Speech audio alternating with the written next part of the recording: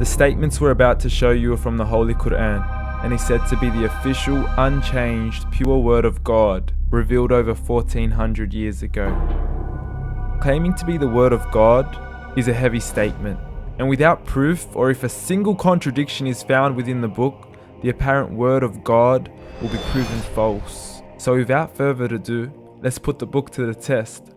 In the 23rd chapter, titled The Believers, from the 12th to the 14th verses, God is said to give a detailed description of how the human being is formed. It begins by saying, "We then placed him as a sperm drop in a place of settlement, firmly fixed.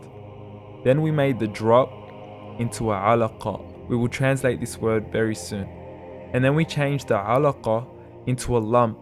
Then we made out of that lump into bones. And then we clothed the bones with flesh. Then we caused him to grow and come into being and attain the definitive human form." In the 21st century, we can now safely say that this verse is clearly describing the process of human development in correct chronological order. However, what we should be paying attention to in particular is the second stage, referring to the development of the embryo. The specific word used to describe the embryo in this verse is the word Alaqah. The word Alaqah, when translated into English, can mean three separate things.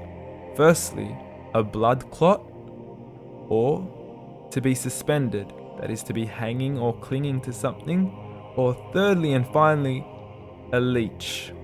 Now, all three definitions don't come anywhere near what we perceive to be the human embryo. So, why are these words used, and what significance do they share with the human embryo? Can the embryo be described as a blood clot? Well, what do you think? In the 3rd week of embryonic development, a tubular heart joins with the blood vessels to form a primordial cardiovascular system, and by the end of the 3rd week, the blood is circulating and the heart begins to beat on day 21.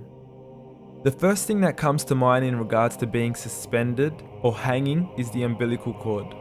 But we can't use that example because we are simply referring to step 2, before the baby has even formed. But we now know today that the umbilical cord is formed from the connecting stalk. And the connecting stalk is formed as soon as the embryo is formed. The embryo's connecting stalk has even been described by John Allen and Beverly Kramer as an object to suspend the developing embryo in the extra embryonic column. So an embryo is suspended and does have a strong resemblance with the blood clot. What on earth would an embryo have to do with a leech? Figure A shows the structure of an embryo at 25 days. Figure B shows a leech. Now please note once again that the embryo in this stage is no greater than the size of a kernel of wheat. This is an X-ray of the embryo at 22 days.